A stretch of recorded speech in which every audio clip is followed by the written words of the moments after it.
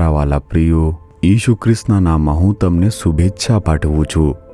પ્રભુ ઈસુ ખ્રિસ્ત તમને ખૂબ જ પ્રેમ કરે છે. તે તમને પ્રેમ કરે છે અને દરરોજ વાતચીત કરે છે. તેની ઈચ્છા પ્રમાણે આશીર્વાદ મળશે. તમને દરેકને અલગ અલગ પ્રકારના આશીર્વાદ મળવાના છે. તેથી જ તેમણે વચન આપ્યું હતું, હું આવીને તમને આશીર્વાદ આપીશ. આજે તમે ક્યાં છો? શું તમે ઓફિસની અંદર છો? શું તમે વ્યવસાયમાં છો? શું તમે સેવામાં છો? તમે ક્યાં છો? તમે આજે શું કરવા જઈ રહ્યા છો? તે તમારી સાથે દરેક જગ્યાએ આવશે અને તમને આશીર્વાદ આપશે. તેથી તમારે એમ કહીને પ્રભુની સ્તુતિ કરવી જોઈએ કે આજે હું જે જગ્યાએ છું ત્યાં તમે મારી સાથે આવીને મને આશીર્વાદ આપો. તમે તમારો વચન પ્રમાણે મને આશીર્વાદ આપશો, તેથી સ્તુતિ થાવ. ઠીક છે, આ સમયે તમને હું એક પ્રશ્ન પૂછું. તમને પ્રભુએ આપેલા આશીર્વાદ જોઈએ છે કે આશીર્વાદ આપનાર પ્રભુ જોઈએ છે? મને કહો, શું જોઈએ છે? આશીર્વાદ મળે તે પૂરતું છે? શું તમે આમ વિચારો છો? ના ના, આશીર્વાદ તે મહત્વના નથી.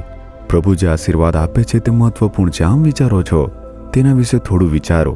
હું પ્રભુને કહું છું, જો તમે મારી સાથે હો તે પૂરતું છે. મારા માટે બધું પૂરતું હશે. તે તમે છો જે મને જોઈએ છે. હું આવી રીતે પ્રાર્થના કરતો રહું છું. હવે તમે બાઇબલમાં જુઓ, ઝકારિયા તેના 2 અધ્યાયના 10મા વચનમાં પ્રભુ કહે છે કે જો હું આવું છું ને હું તારી સાથે વાસો કરીશ, હું આવીને તમને આશીર્વાદ આપીશ. એમ કહ્યું છે ને?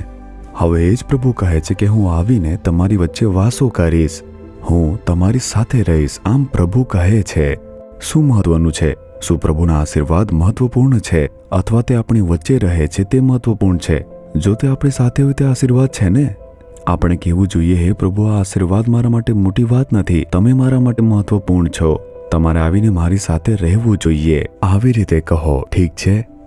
એક વખતે લોકોએ મને ફેક્ટરીની અંદર તેમના જે કામદારો હોય છે તેમના માટે પ્રચાર કરવા અને પ્રાર્થના કરવા માટે આમંત્રણ આપ્યું. હું ત્યાં ગયો અને હું તેમની સાથે બેઠો. ત્યાં ઓફિસના કામ કરતા લોકો અને ફેક્ટરીના કામ કરતા લોકો બંને હાજર હતા. મેં તેમને ઈશુએ આપેલા આશીર્વાદ અને શાંતિ વિશે સમજાવ્યું. તે ક્રૂસ ઉપર તેમનું લોહી વહેવડાવ્યું અને આપણા માટે મૃત્યુ પામ્યા તે સમજાવ્યું. આ બધું સમજાવીને પ્રાર્થના કરી. બધું પ્રચાર ખતમ થયો તે સમયે માલિકે આવીને કહ્યું કે કેટલાક લોકો ખાનગીમાં પ્રાર્થના કરવા ઈચ્છે છે. શું તમે તેમના માટે પ્રાર્થના કરશો કે?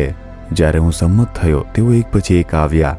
કેટલાક ખ્રિસ્તીઓ આવ્યા અને કહ્યું, અમારે દીવાની સમસ્યા છે, તેના માટે પ્રાર્થના કરો. અમને આ રોગ છે, તેના માટે પ્રાર્થના કરો.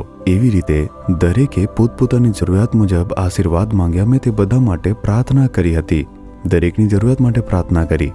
તેમાં એક બિન ખ્રિસ્તી બહેન હતી. તે એક હિન્દુ બહેન હતી. તે મને મળવા માટે આવી. મેં તેને પૂછ્યું, મારે શાના માટે પ્રાર્થના કરવી જોઈએ? આજે હું ઈશુ વિશે સ્પષ્ટપણે શીખી છું. તમે તેના વિશે ખૂબ સારી રીતે વાત કરી છે. મને તે પ્રભુ છે તે જોઈએ છે. મેં આજે મારા હૃદયમાં ઈશુને સ્થાન આપ્યું છે. આ ઈશુ હંમેશા મારી સાથે હોવા જોઈએ, તેના માટે પ્રાર્થના કરો. હું આ ઈશુને માંગુ છું. શું તે અદ્ભુત પ્રાર્થના વિનંતી ન હતી?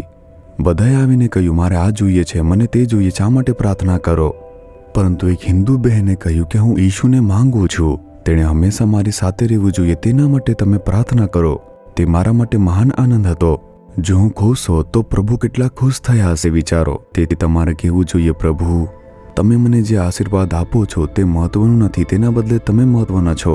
તમે મારી સાથે હો તે પૂરતું છે. તમે મારી સાથે આવીને વાસ કરશો એમ કહ્યું છે ને? તમે આવો અને મારામાં નિવાસ કરો.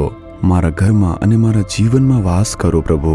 દરેક બાબતમાં અમારી સાથે રહો પ્રભુ. તેનાથી મોટો કોઈ આશીર્વાદ નથી. કહેશો ને, હૃદય પર હાથ મૂકીને કહો, હે પ્રભુ, તમે કહ્યું છે કે તમે મારામાં આવીને વાસ કરશો. જેમ તમે કહ્યું તેમ મારી અંદર આવો, મારા જીવનની અંદર આવો, મારા પરિવારમાં આવો.